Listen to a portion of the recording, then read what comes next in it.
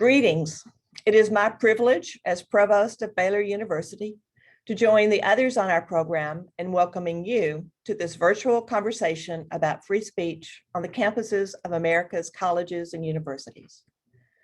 The Baylor in Washington program is pleased to be co-sponsoring this event with the Initiative on Faith and Public Life and the Institute for Humane Studies at George Mason University. As a Christian research university, Baylor University is strongly committed to maintaining an academic community in which the freedoms necessary for a marketplace of ideas to thrive are cultivated and safeguarded.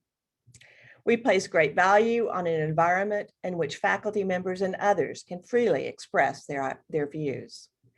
In tandem with that commitment is our equally strong dedication to fostering a social community in which civil discourse and mutual respect are expected and encouraged.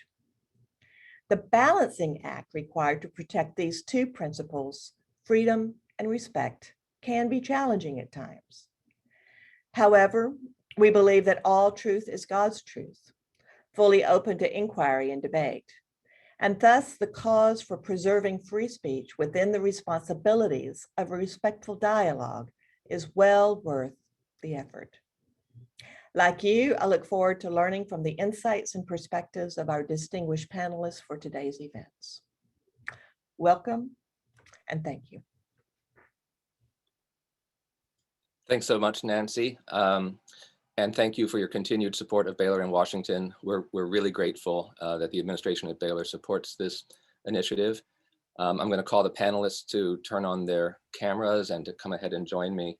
I want to thank our two co-sponsors, the Institute for Humane Studies at George Mason University and the Initiative on Faith and Public Life at the American Enterprise Institute. Thank you for coming alongside and supporting us for this very important topic. And I want to just be very brief about the bios, in part because we've been able to place these in the chat function so you can see the extended bios of our guests, and this way we can save time and get right to the conversation. But I'll just say very briefly that David French, who's with us, is a senior editor for the Dispatch and was formerly a senior writer for National Review. And Jonathan Rausch is a senior fellow at the Brookings Institution in Washington and is an author of 7 books on public policy and government and culture. Christina Arriaga is the president of Intrinsic, a strategic communications firm in Arlington, Virginia. We also know her in relation to the Beckett Fund, with whom she's been affiliated for many, many years. And Thomas Chatterton Williams is currently a visiting fellow at American Enterprise Institute. But he's a columnist for Harper's Magazine and a contributing editor for the New York Times Magazine. All of these panelists have written on a wide range of topics, but especially on freedom of speech, which is why we've assembled them for this panel.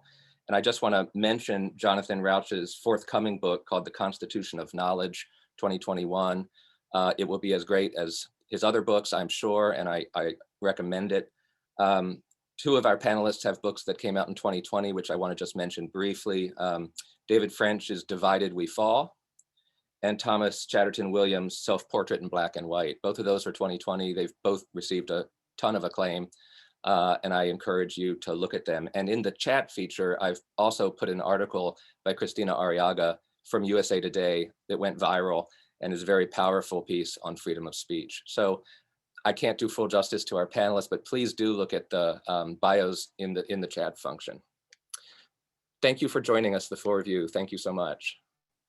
I want to have a kind of dialogue with you about this difficult topic, freedom of speech. It's an age-old freedom, it's a constitutional freedom, but it seems to need defending every generation. Maybe the principles that underlie it need to be articulated afresh.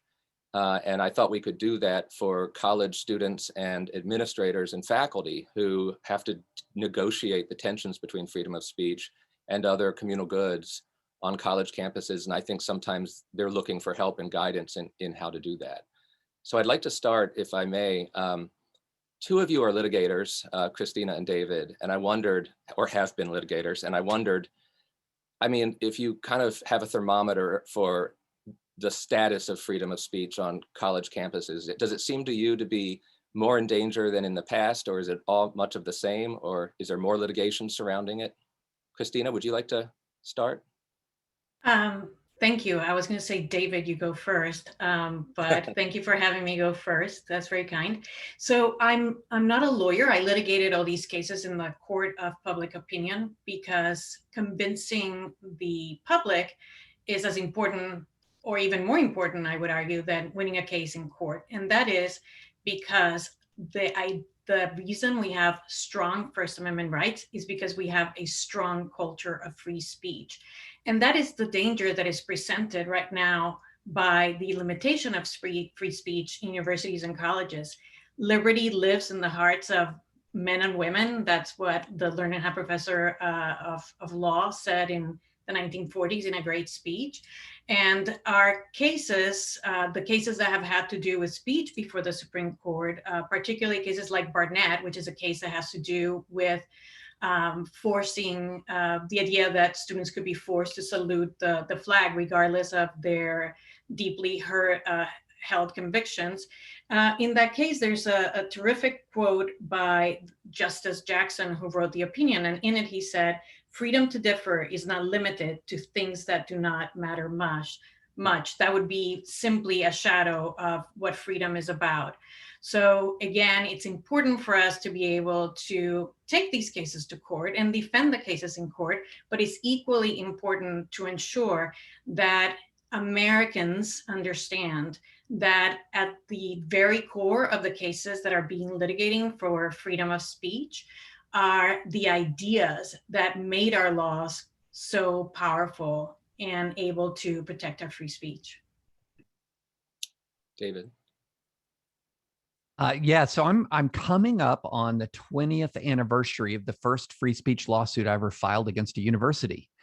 And what's interesting to me, I just thought right before I logged on, I pulled up that case and the opinion in that case that struck down a university speech code, and I thought it'd be interesting for people to hear what we were fighting 20 years ago, or almost 20 years ago, and how similar it is. And I'm going to talk about what's similar to what we're dealing with now and what's different. And so this is a case that was filed against Shippensburg University in Pennsylvania.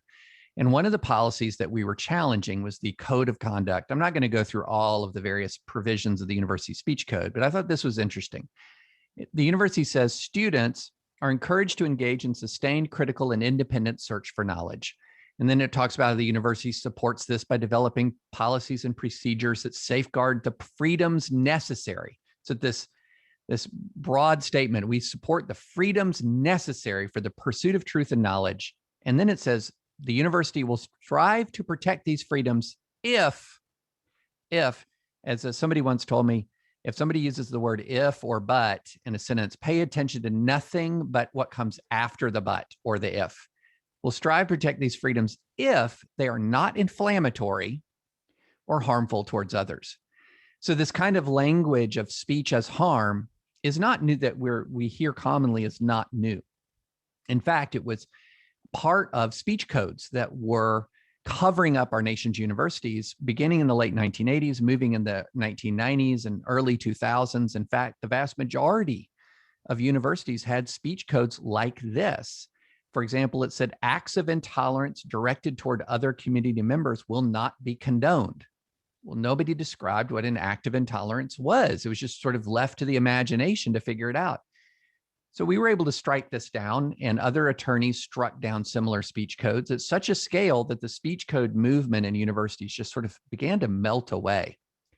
And so in a legal sense, in a strictly legal constitutional sense, a student entering into a university campus right now has more legal protections for free speech at a public university than they've concretely enjoyed perhaps in American history, from legal protections to free speech. But Christina said something really interesting.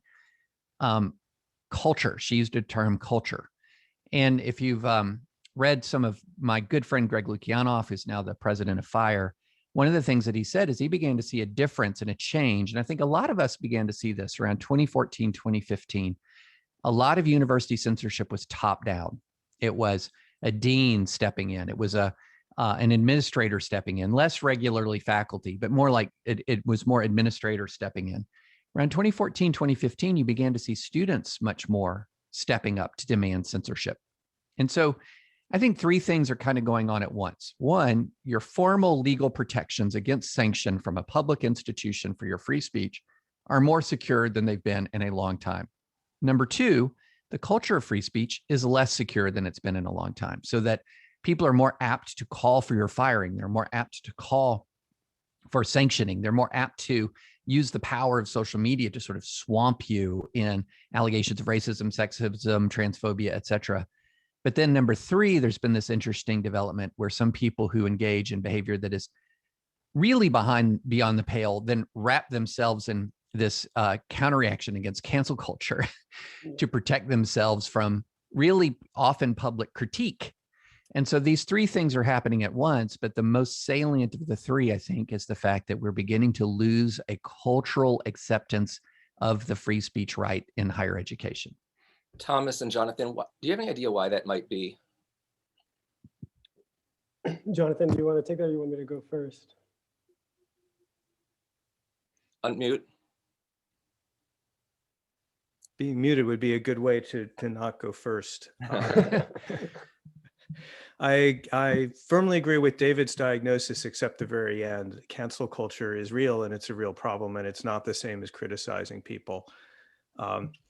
But yeah, we have shifted from an environment where we had a lot of top-down pressure on freedom of speech to a situation where, as in Baylor right now, the administration is defending free speech, often from students who are attacking it. And the problem has morphed from legal culture and speech codes to civic culture and peer pressure from students on each other. Strikingly, there are a bunch of polls on this. Yeah. And they show that that 60+% of students say they are inhibited from giving their true opinions for fear of what others will say or think about them on campus. So it's a problem. Why it happened, a few things happened at once, and I won't try to list them all, but the most important, I think, is the emergence of the concept of emotional safety. That if you're hurt by words, this causes pain, it causes suffering in your brain. The circuits that light up are similar in some ways to the circuits that light up if you're subject to physical violence, and that's a form of abuse, that's a personal violation. And then a second thing that happened, which particularly troubles me as a gay man, is the rise of the notion that you can deal with hate. You can make hate go away by trying to make hate speech go away. And that's not how it works. It's never how it's worked. People like me have relied on free speech to defend and promote our rights down through history. But unfortunately, a lot of people on and off campus now think that free speech and minority rights are opposed values instead of mutually reinforcing values. I agree with all of what's been said, and you can't underestimate the impact that a kind of culture of safetyism, as John Haidt and Greg Lukianoff have written very forcefully about in The Coddling of the American Mind, is at play. But I would just add that I don't see how all of this happens exactly the way it does without the technological component. In the past 10 years, we've just moved so much of our lives into the kind of perpetual glass house that is social media. We're constantly performing our values, or what we claim to be our values, in front of each other. And we're constantly exposing ourselves to critique of not just people that we know and people who can give us the benefit of the doubt, but many people who are just observing and are kind of looking to be offended and looking to catch people transgressing norms that have not yet set. Most of what happens with cancel culture and call outs about violations of speech are not about the values that we've all kind of solidified, and they're not the transgressions that our society has come together and deemed beyond the pale. They're usually people being singled out to be made an example of, so that a shifting norm can be further entrenched. And so that's why I think it's so dangerous, because it has the effect, it has this massive onlooker effect. People see somebody get tripped up and called out publicly for violating a norm that we weren't all certain about, and then it kind of constrains what is possible going forward to think or say. And, to build on what Christina said, Rosa Luxemburg said that, free speech doesn't mean much unless you're defending speech that you really disagree with. It doesn't mean much to defend a bunch of speech that doesn't offend you. I'll add one thing. I've seen in the years since I've been teaching the increase of a particular lens for viewing social reality, and that lens is the lens of oppressor and oppressed. And I think that relates to free speech because it sets us in a relationship of moral inequality, where because I think free speech depends on a kind of civic equality, a kind of, well, we both have a right to speak and to share our view, but that oppression narrative actually undermines the kind of notion of equality that free speech thrives on. I have another question. I think, well, obviously we want to get into some of the places where free speech brings up conflicts. But I think it might do well for us to think about freedom of speech in isolation first as a kind of a good, and to say why it's a good. What kind of a good is it? Is it just a good like any other good, or does it deserve to be promoted as something special? And is it intrinsically good? Is it merely an instrumental good to other things? How do you all view that? I'll let anyone go first who wants to jump in. I think of it as there are a lot of benefits from free speech. There are also some costs. I think the benefits are overwhelming, and I think of them in three categories. I don't know if it makes them a good in itself or not. But the first is freedom. That's the one we talk about the most. That's the ability to thrive and be who we really are. For gay Americans, that's what we fought for, not only for ourselves, but for straight people and everyone else. And that meant freedom of expression. That meant being able to be out and open. The second is knowledge. Knowledge comes from the contest of ideas. And that only happens if all ideas can be heard. And that means that some points of view that are very much minority points of view and fringe points of view, and sometimes very wrong points of view, have to be heard in order to challenge the general wisdom. That's where knowledge comes from. And the third, I think the most important in some ways and the most underappreciated, is peace. It turns out that wherever you try to regulate speech and thought, you have to set up an authority to do that. And then there will be what amounts to a war over who has control of that authority. And the only way to avoid that is to not have the authorities. So yeah, there are marginal cases. There are certainly issues where you want to limit freedom of speech. You have to. It's a tired debating point that there's no such thing as perfect freedom of speech. Right, fine. That said, those are the big three. And to me, they dwarf the disadvantages. I think that we make a mistake when we try to take a free speech environment and idealize it and make it a form of a utopia. And that's creates sort of a straw man art. There's always going to be some costs of free speech, as Jonathan just said. I like what the pseudonymous writer Scott Alexander said about sort of the classical liberalism and pluralism of our founding, is that it's the greatest Civil War avoidance mechanism ever devised by the mind of man.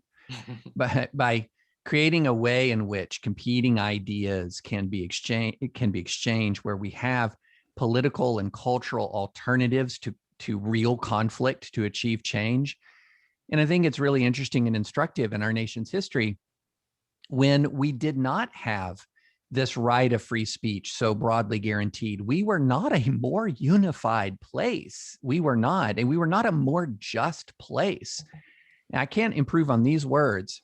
This is just briefly, no right, talking about the right of free speech, was deemed by the fathers of the government more sacred than the right of speech. It was in their eyes, as in the eyes of all thoughtful men, the great moral renovator of society and government. Liberty is meaningless where the right to utter one's thoughts and opinions has ceased to exist. That of all rights is the dread of tyrants. It is the right which they first of all strike down. They know its power. Frederick Douglass, 1860, a plea for free speech in Boston. And this is, I think, those are some of the most powerful words I think ever written and spoken in support of this notion that far from being an instrument of oppression, which is how free speech is characterized now, history teaches us it is the instrument of liberation. It is the instrument of reform. And I think that message needs to be put forward more strongly. Yeah, I couldn't agree with that more. I mean, I was quite surprised. This summer we published a letter on justice and open debate in Harper's Magazine, which Jonathan and David both signed. And, you know, we were making the case that justice and freedom of expression are inextricably linked. You can't have a situation in which you limit freedom of thought and expression, but you increase justice. The two go together.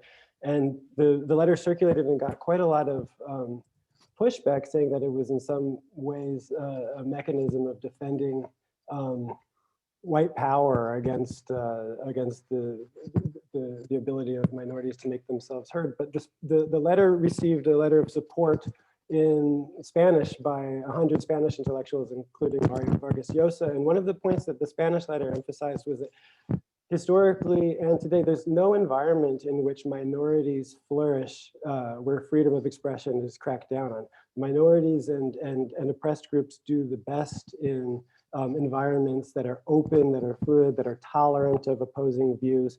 And what's considered bad and out of line today is not what was necessarily considered that way in the past or will be considered that way in the future. You need freedom of speech because what Jonathan is saying, we don't know what we don't know. You have to be exposed to things you're not aware of lacking. And, you know, to quote the great Christopher Hitchens, it should be a pragmatic concern. When you violate or propose to violate someone else's freedom of speech, you're essentially fashioning the rod for your own back, and it always will come back to you. Yeah, Christina, you probably have something you want to say, but I thought that resonates with your Cuban experience, and I wondered if you might share some of that with us. Oh, sure. I wrote a story saying that the first week I was on a college campus, someone called me a racial slur. But because I learned English from Catholic nuns in Puerto Rico, I thought it was a really cool nickname, sort of like in that movie, what was it, Top Gun, where everyone gets cool nicknames. So for a whole week, I was very happy that I have made it into the group. And then it was a friend who said that word does not mean what you think it means. It's something rather insulting.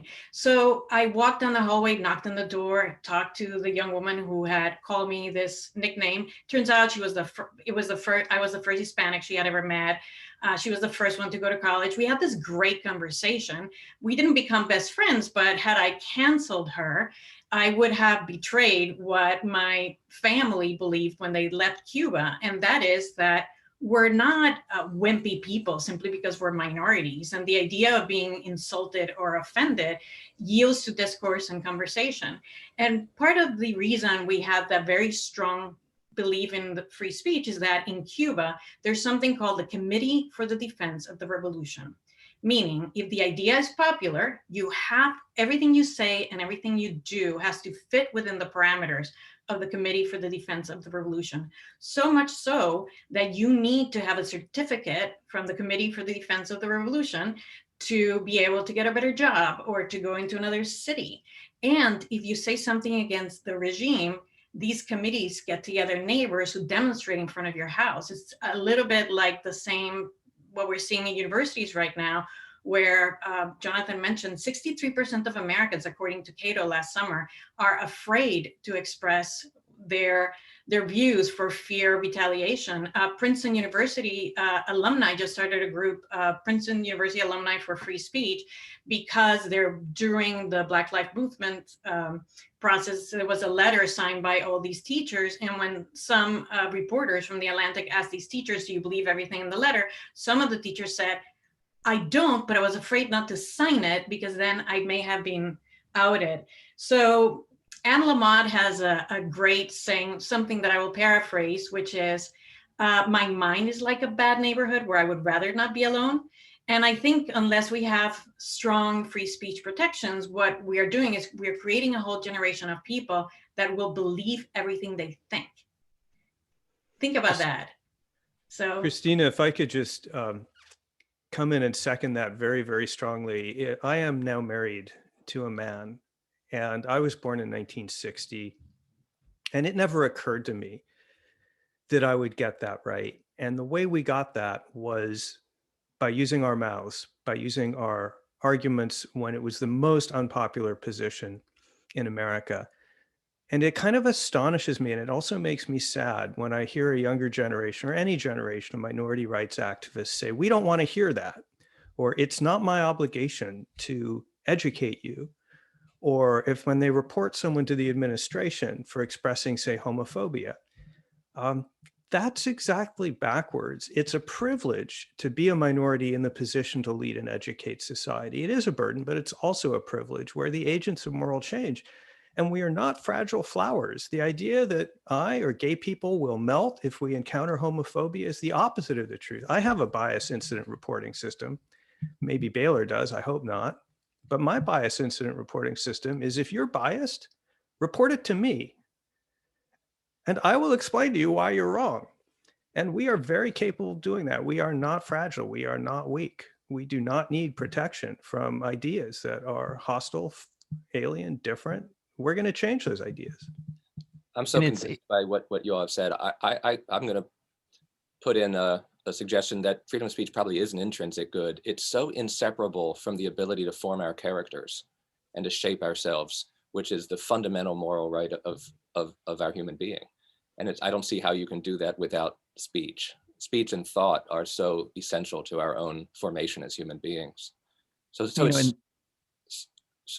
it's an extremely, extremely important good. Let's turn to some of the areas of conflict, and let's start with hate.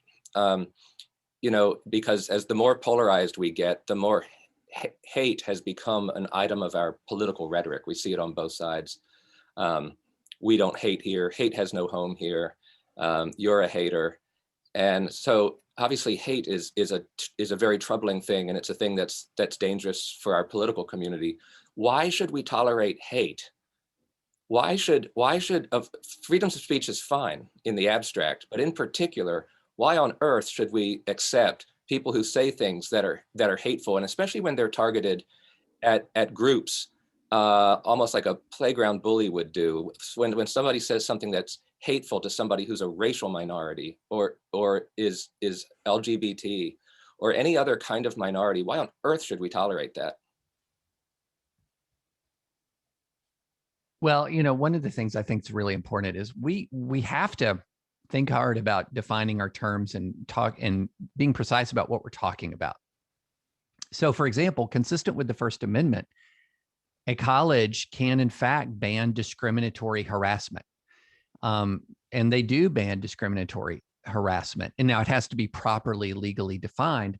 But what I find is that when we're having hate speech arguments on college campuses, we're often the concept of a discriminatory harassment is being used to describe as sort of, how could we tolerate that? Well, we don't. Discriminatory harassment can be banned consistent with the First Amendment. But then when we're not talking about discriminatory harassment, we're often talking about our conversations that make people angry, make people upset, according to a wide variety of definitions of hate across ever-shifting cultural boundaries. And in that circumstance, what you're talking about, look, that's where I draw moral and legal distinctions.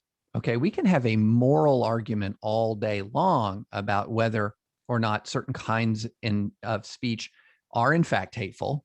One of the most common ways to try to discredit from someone is to take their sincerely expressed belief that in their heart of hearts is not rooted in hate at all, and to relabel it as hateful as a means and a mechanism of banishing that conversation from the public square.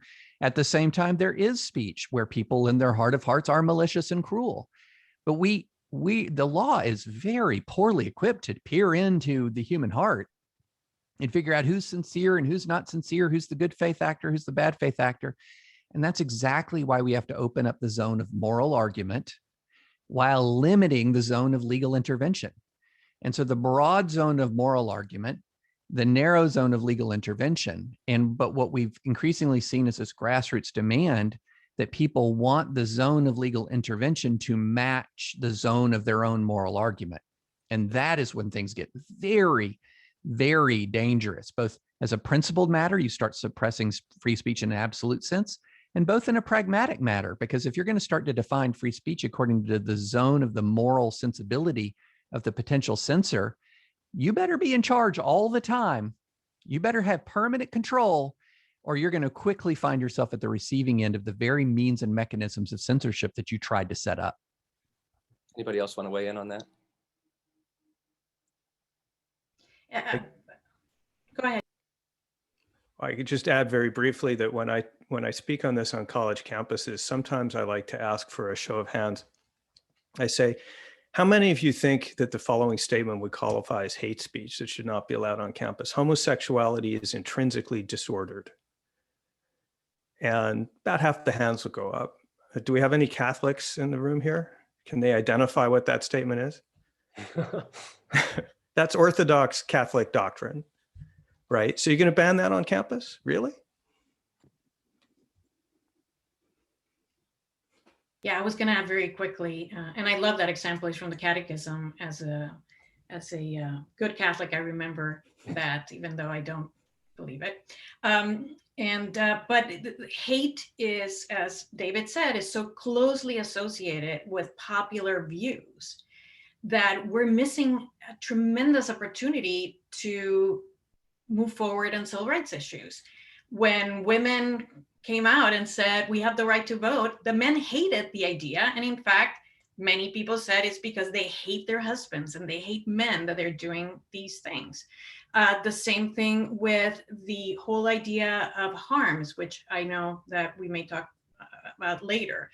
The whole idea that people talking about men and women from different races getting married was something that would have been hate speech at the time.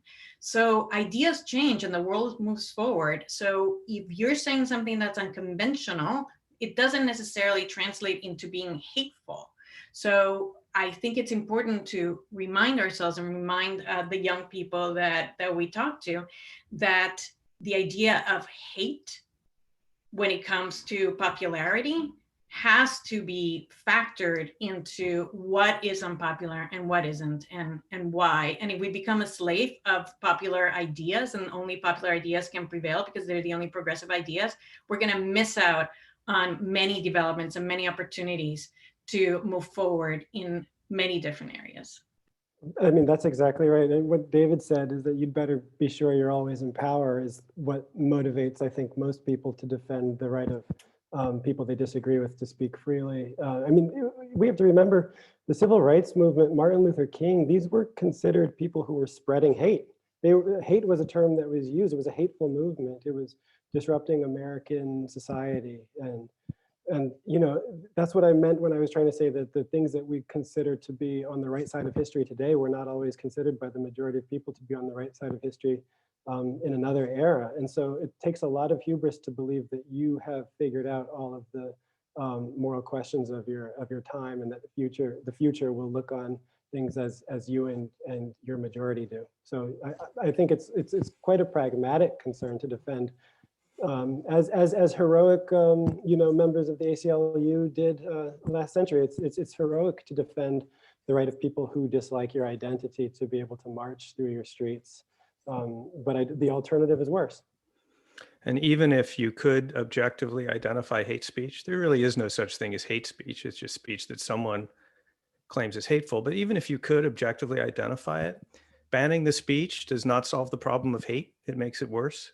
Banning speech to solve hate is like dealing with global warming by breaking all the thermometers. You need to know where these ideas are, and you need to be able to confront them, as we did in the gay rights movement, as the African-American civil rights movement, and so many others have done.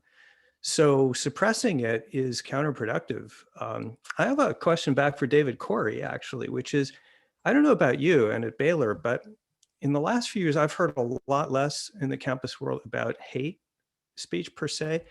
The conversation seems to have shifted from the purely subjective category of hate to the more objective category of oppression. That is to say that this kind of speech, whatever the person dislikes, is objectively oppressive of minorities. Is that what you're hearing? And is that kind of the new sort of front that we have to fight? Yeah, I do think so. It's very hard to know how to, because the language of oppression gets mechanized in a way that just doesn't track with actual particular human reality. We deal with place cards, mail, female, Black, gay, and there's some kind of hierarchy of oppression. I don't want to be misunderstood as denying that there is oppression. This has to be said very, very clearly. But the ease with which the oppression card is brought out in order to silence people who otherwise would have something to say.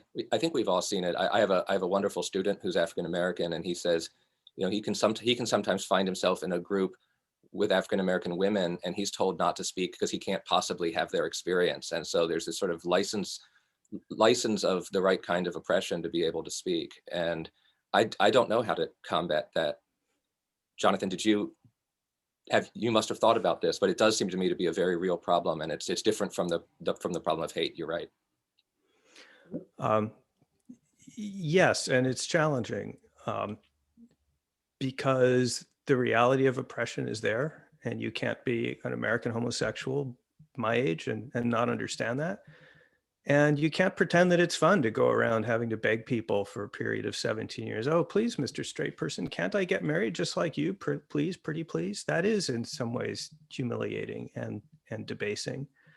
But what I think people need to understand or re-understand is that being able to express yourself as a minority is the solution to oppression. It is not the cause. The notion that somehow speech is a tool of oppressors, that it's used by, you know, conservative forces to silence the marginalized is just backwards, and it always has been. But we're on the back foot with this argument right now, I think. I don't know, what do others think? I think what you brought up gets into another related problem, which is experiences of oppression that are linked to identity categories, as you said, David, that opens the door for identity epistemology, that only certain thoughts are available to certain identities, and therefore only certain identities are able to speak about certain aspects of our shared reality.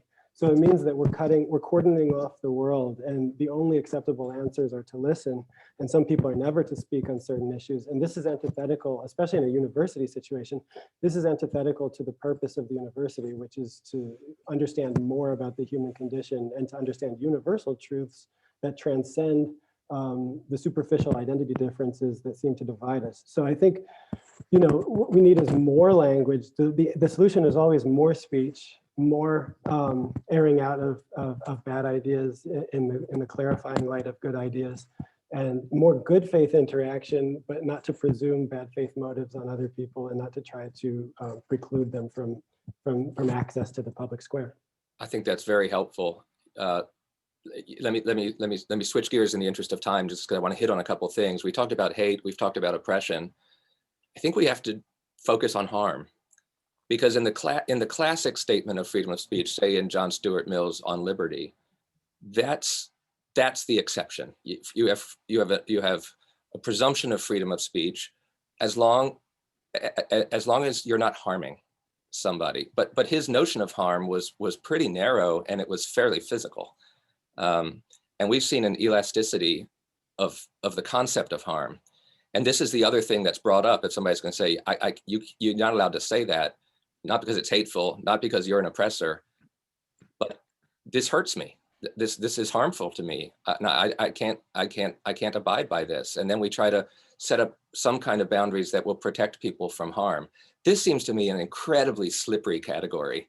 And I don't know how to bring it in line and kind of draw some limits, so that, because it's very hard to respond to people who say they're harmed.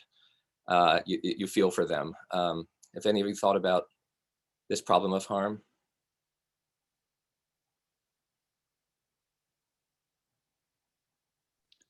I had some coffee go. I don't have coronavirus. I had some coffee go down the wrong pipe.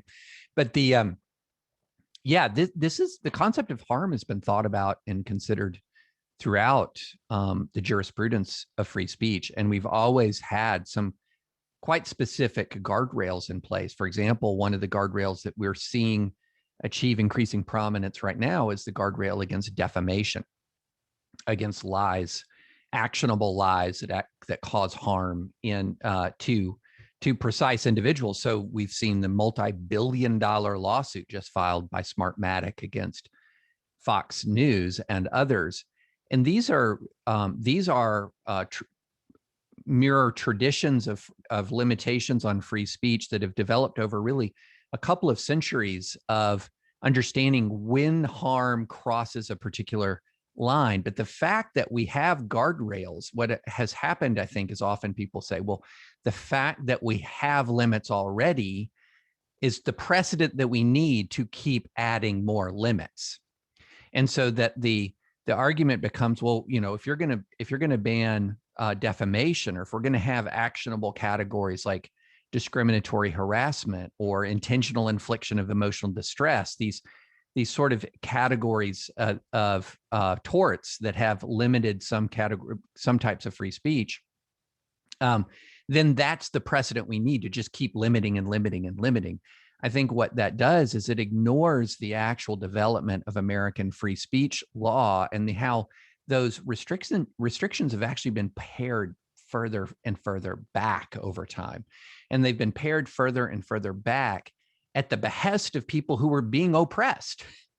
If you look at America, and this is why the oppression argument it's just something that it's so ahistorical.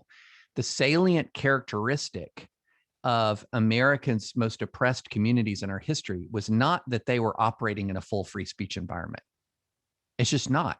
It's not. And in fact, you don't want to go into the correlation as causation, but it wasn't until the early mid 20th century that the First Amendment of the United States Constitution was actually incorporated to apply to states and localities to begin with.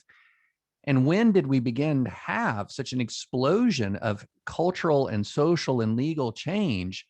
Was after this environment where the First Amendment finally, after all of these years, applied to all levels of government. And so, this idea that oppression depends on free speech, or that free speech is by itself oppressive, is just flat out ahistorical.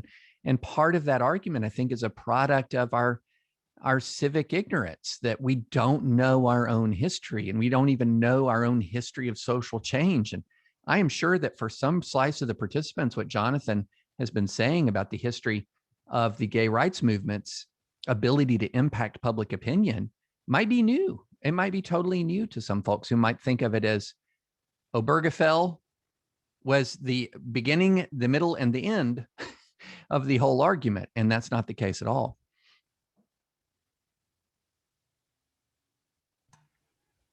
I don't want to exceed my quota of time, so I'm hanging back for Christina and Thomas on the question of harm. There's been an interesting mutation in the idea of harm, which traditionally has been, as you said, David, Corey, very narrowly cabined. There are some exemptions in America for freedom of speech, and they include libel, which, however, is a civil offense, not a criminal offense, incitement directed to speech directed to immediate incitement of violence, and a handful of others, but they're really very small. The important thing that's happened now, to go back where we started, is the extension of harm to cover claimed emotional damage, claimed emotional harm. Well, that's not an acceptable category of harm from a free speech point of view, because anyone can claim it at any time about any form of speech. Even in principle, there is no boundary to saying, you offended me, I feel hurt, you've committed a human rights violation, you need to be silenced. So the answer to that has traditionally been, I mean, it's not the easiest answer to give, believe me, homosexual knows this, but the answer to that traditionally has been, you know what? I have an obligation as a citizen in a free community to put up with a certain amount of offendedness. I try not to give offense. I try even harder not to take offense. And that's the compact we make in order to have peace and knowledge and freedom. And yeah, it's tough. It really can be tough. I get that. No one has to tell me that. But the alternatives are all much worse. And limiting the speech does not, in fact, reduce the harm, because the harm's ultimately coming from the ideas, the prejudices which lie behind the speech. And censoring the speech only makes that worse. I'm talking too much. No, well, thank you so much. And I think that's super helpful. I want to tell the 500 or so people who are watching that we're going to go to Q&A here in just a minute. But I wanted to try to get one more question in because it's another place where I think people think, well, maybe this would be a good reason to limit free speech. And I would like to ask Christina, Thomas, feel free to weigh in, but Christina has some expertise, and I'm going to get this factually wrong and she can correct me. But one thing that she's been doing interesting very recently is she's asked to be on a kind of a board of overseers for Facebook. And so I'm going to get that wrong, but Christina, you can correct me, but she's interested now because of what she's doing in these social media platforms and the way that they can potentially spread lies. And Jonathan, you were invoking our democratic community, our civic responsibility. What about when outright political lies are bandied about in a way that can confuse our fellow citizens and have real political consequences at the ballot box and in political practice? Do we have to tolerate lies? And can't we think about limits of free speech as a way of protecting our fellow citizens from ignorance and deceit? Christina, could you tell us a little bit about what you're doing there? Sure. The idea that politicians lie should not be shocking to anyone. So I find that that idea utopian and very interesting and very unhelpful. I mean, the very nature of being a politician sometimes includes a narrative that favors you rather than a narrative that favors the facts. Jonathan Haidt said something that I think is particularly helpful. The mind is not a logic processor. The mind is a story processor, a narrative processor. And Thomas mentioned earlier the idea that we're living very publicly in social media. So just to touch briefly on what David added, Facebook has understood for a long time that it doesn't always get content decisions right. So it formed the first self-regulatory entity, which just came into existence last year, with a number of experts that will help Facebook decide why something goes up, why something goes down, and then the reasons that this is an important issue. So recently, I was named as part of the trustees. I'm not part of the judging making part of it, but recently Facebook, to its credit, sent the case to the oversight board and the case of Trump being banned indefinitely from Facebook and Twitter to the oversight board. And Facebook said, whatever they decide will be binding on Facebook. So I think there is an enormous push towards identifying truth claims and identifying information that can physically and seriously endanger the safety of users. But this idea that there should never be any harm and there should never be any discrimination has never been an American idea. And for some reason it has caught on. For instance, I cannot sing to save my life. But if I could sing and I showed up for an audition to be a cantor at a synagogue, it's completely understandable the rabbi would discriminate against me because I'm a woman, I'm not Jewish, and I can't sing. So the idea that we can never discriminate is one that I hear a lot of people talk about. The idea that we should never be harmed. How are we going to be resilient if we don't take a couple of bumps and bruises? How are we going to teach our children that it is not the end of the world if they're harmed? How are we going to teach our students that even ideas that may hurt are good for them? I don't like it when my good friend tells me I look fat in a particular dress. However, I really appreciate the fact that she's not only telling me the truth, she's doing to watch out for me, and that when I don't look fat in a particular dress, she will tell me the truth. So I think that banning all of these things that may seem somewhat uncomfortable to young people and even to older people is really a recipe for disaster in many, many areas. And I'm hoping that more self-regulatory agencies like the Oversight Board will be created in order to talk about these issues in an open manner with a number of experts. Thomas, did you have any thoughts on political harm or political lies? Well, I think that it is a very serious concern that we're inundated by so much speech, and that we have actually like a dearth of understanding of, it's difficult for many citizens to have a qualitative understanding of all of the information they're receiving. And I think we just can't deny that there's been a perversion of our politics through the prevalence of social media. And I'm not sure that we're going to be able to figure that out tonight. I certainly don't have a solution for how you put the toothpaste back in the container. We're not going to get rid of these technological aspects of our discourse, but there's no, I think we simply can't deny that we have a political crisis with outright conspiracy theories. But I'm also uncomfortable with the idea that that makes us then hand over some of our liberties and freedoms to a handful of Silicon Valley oligarchs to come in and save us from having to do the difficult political work of figuring out how to have a more informed polity. I really don't, these are very difficult questions, but I think we have to be very honest about the level of crisis that we're in our information space. Thank you all. This has been really terrific. We've generated some 61 questions in the Q&A, and I think that's a terrific sign. I've got some that I would like to ask. If you feel like you have an answer or something you want to say about it, please just jump in. A lot of these questions that I'm looking at are asking for practical solutions for academics. Do top-down statements like the Chicago letter make any difference, or do they just cause people on one side to double down? Yes, they make a big difference.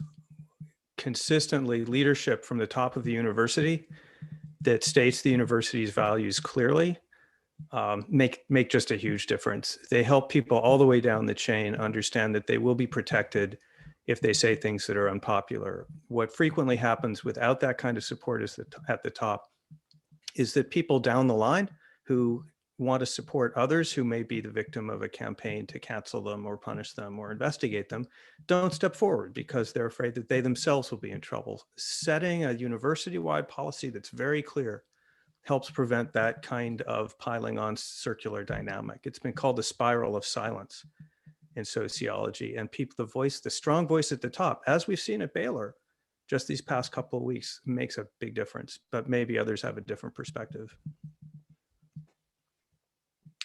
This is coupled, if somebody can speak on that, but this is coupled with another question. What advice do you have for faculty who want to host unpopular lectures on campus, but are afraid of backlash from admin, colleagues, students? What can one faculty member do? So these are faculty questions, and they're worth pausing to consider. So can I just make an appeal to a super simple answer? Do it. Speak. So one of the things that we've had happen is I think that we have had an enormous amount of self-censorship, And so a few examples of actual punitive action sort of serve to deter large numbers of people from engaging in the speech that they want to engage in and from having the events they want to have, hosting the speakers they want to host, expressing the viewpoints they want to express. And one solution to this, because one of the things I said earlier at the very beginning was your legal protections right now are stronger than they've ever been. The culture is trending against you. But so what we have to have is more people who speak. I mean, I follow Thomas on Twitter, and if Thomas was deterred by blowback, he gets so much. We would have stopped hearing from him years ago.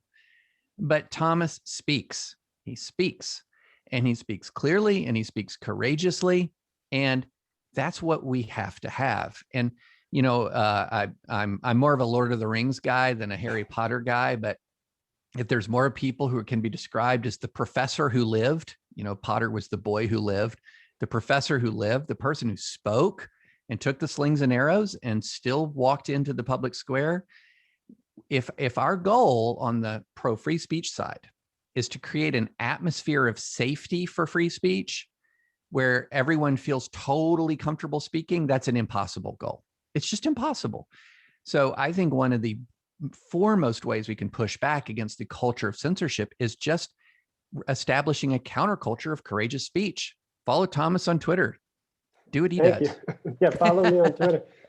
Send some of your followers my way.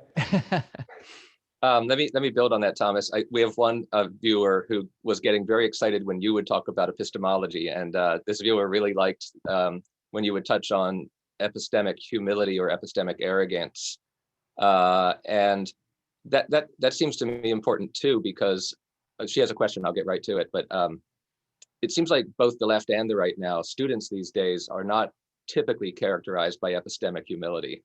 They're more confident than ever that they know exactly what's just and exactly what's right. Do you have any thoughts about how to help students? This is the question.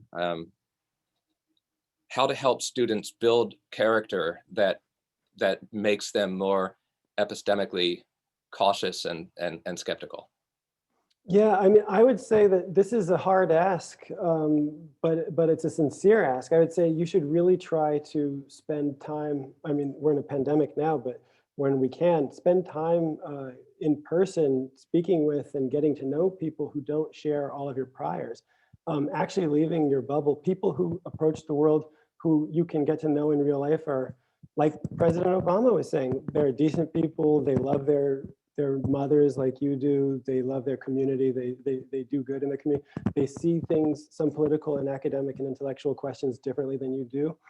And then talk with them and try to persuade them about what you think they're missing, but also be open. You have to make the decision to be open to possibly being persuaded by them too.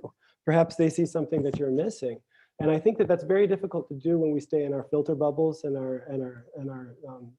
our digital echo chambers, but it's much more difficult to kind of resist the fact of seeing other people's humanity when we make good faith attempts to engage in person. I'm sorry, maybe that's a too naive and No, I think that's fantastic. Some of these questions are somewhat despairing, and I hesitate to bring them up, but I'm going to just do it and see if you all can help us see the light towards hope. But a lot of questions about this younger generation just having a completely different understanding of freedom of speech from generations past. And I've heard my provost say this too, sort of surprised that, she said it in the introduction, sort of surprised that young people seem to be in a very different place on this issue of freedom of speech. So then I get two kinds of questions. One is like, how do you see that? What do you see when they're 20 years older and they're running things? Very despairing, worried kind of question. The other question is just sort of, how do you help these students? What do you do with the fact that they just don't see this issue the way we see it? Is it just different points of view, or is there something we can say on principle to help them see the importance of freedom of speech? Does it count to say that we should have conversations like this one? I think what you said earlier, David, is awfully true. I'm kind of dismayed when I go to campuses and tell the story of how gay rights happened. No one's heard of Franklin Kameny. They just don't know the story. It hasn't been taught. So it's just awfully important to tell these stories again and again. The national polls show that support for classical free speech has declined generationally. It does not show that it's declined catastrophically. We still have a ton to work with. And I also remind people who despair, please don't despair. It's very important to understand that free speech and free expression, the idea that ideas and words that may be wrong-headed, bigoted, hateful, wrong, and so forth, deserve not only to be allowed, but should be positively protected by the government and by university authorities. This is two things. First, it's the most counterintuitive social idea in the entire history of humanity. It's just bonkers, but it's justified by the second fact, which is, weirdly, it's also the single most successful social idea in the entire history of humanity. But that combination means that people like us and many of the people who are listening to this conversation, we're just going to have to get up every morning for the rest of our lives and start from scratch, making this case all over again. And the same will be true of our children and their children and their children. And we just need to be cheerful about that, because as David French said earlier, we're making fantastic headway, actually. America is far freer in terms of freedom of speech than it ever has been. Certainly my grandfather's generation, in which the greatest English language novel of the 20th century was banned by the government and burned on the docks. Yeah, I agree with Jonathan. Be courageous. We're moving in the right direction. I think this whole idea of woe is me and the younger generation and you cannot talk if you're not, my victim problem is much greater than yours, therefore you cannot talk about it. I think having conversations like this, absolutely. I would strongly recommend you read all the books that are in the chat. And also the conversations at the breakfast table that parents have with their children. You know, my teenagers went through, a school system where there were a lot of ideas that we disagree with, but we had the robust debates at night about how to talk about these ideas. And my son was wearing a political hat in a restaurant, and at 15, he was assaulted by a 40-year-old who took the hat off and spit it and put it on the ground. And when he came home, I'm like, great opportunity. If you were in Cuba, you had been killed. So the idea of building a whole generation of resilient people and not being afraid to make mistakes or to fail or to say something wrong. We all learn from that. I understand this is a serious issue, and very sadly, I'm sure you heard about the University of Carolina, Wilmington, 55-year-old teacher, Mike Adams, who said something on Twitter that wasn't necessarily great, but ended up falling under the pressure of what was going on and killed himself. So this is a real issue. And added to David French and to what Jonathan said, you said just do it and speak up. Form, and Thomas had talked to people from other sides, form coalitions with other people with whom you disagree about everything, but you believe about the core right that freedom of speech is. And you will find great strength in coming at the issue from different viewpoints. I have great faith in the American people. I have great faith in the next generation of Americans. And I hate to fall on the idea that 20 years from now, they're running things, they're going to tell me to be quiet. Well, as a Cuban American woman, good luck with that. And I think it's important that we continue to be vocal, even when we have to pay the consequences.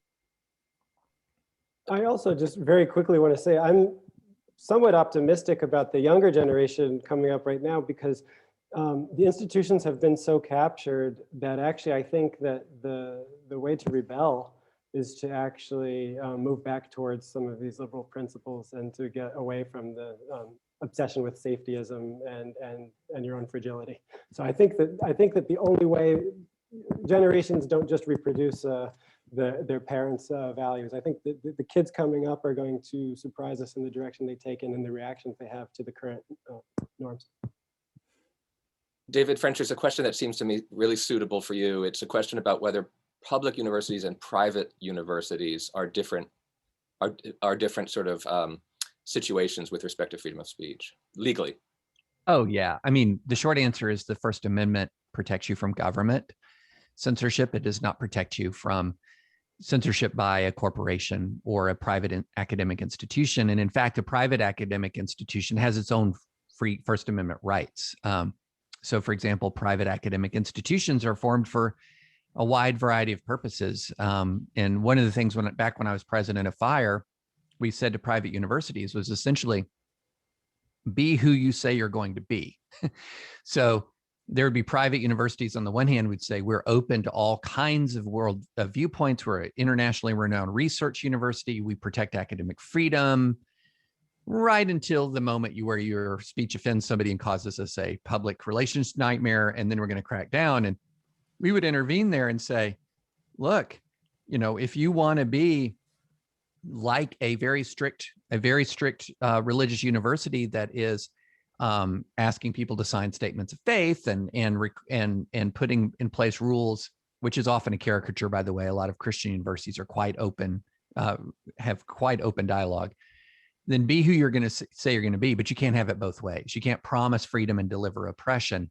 But it's a moral argument. It's a political argument. It's not, in rare circumstances, is it a legal argument. The law, the First Amendment protects you from censorship by public universities, not private universities. And that's an important distinction for people to understand.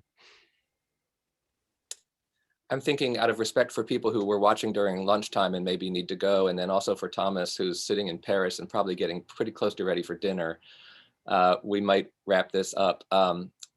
David, could I ask one final question? Baylor's a Christian university, and I read your newsletter, and I appreciate the way you bring Christianity to bear on our political community. I just wondered from David if you see any particular Christian angle on freedom of speech.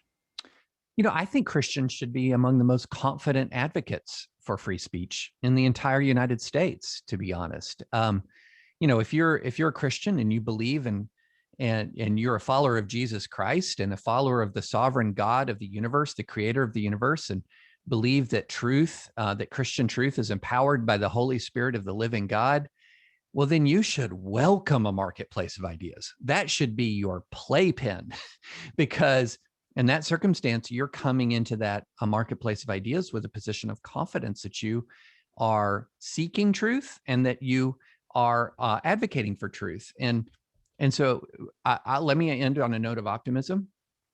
What I have found in an awful lot of Christian universities is exactly that kind of confidence in the marketplace of ideas. I have seen it. And it even goes all the way back to my own education. I remember I went from a Christian college, a small Christian college in Nashville, Tennessee, called Lipscomb University. And by unknown miracles, I got into Harvard Law School. And I guarantee you there was a more robust atmosphere of free speech in my Christian college than there was at Harvard Law School. And it wasn't close. And so I do think that Christians have an ideal opportunity to sort of model a legal corollary to the golden rule, which is this: fight for the rights of others that you would like to exercise yourself, and do it with confidence. David, thank you. Christina, thank you. Thomas, thank you for sharing your thoughts, and Jonathan for your expertise and your thoughts. I'm really grateful for this conversation. It's been recorded. We'll get you guys the recordings if you want to push it out through your networks. And I'm just really grateful that you've joined us and taken time to defend the freedom of speech on college campuses. Blessings to you all. Thank you so much. Thank you.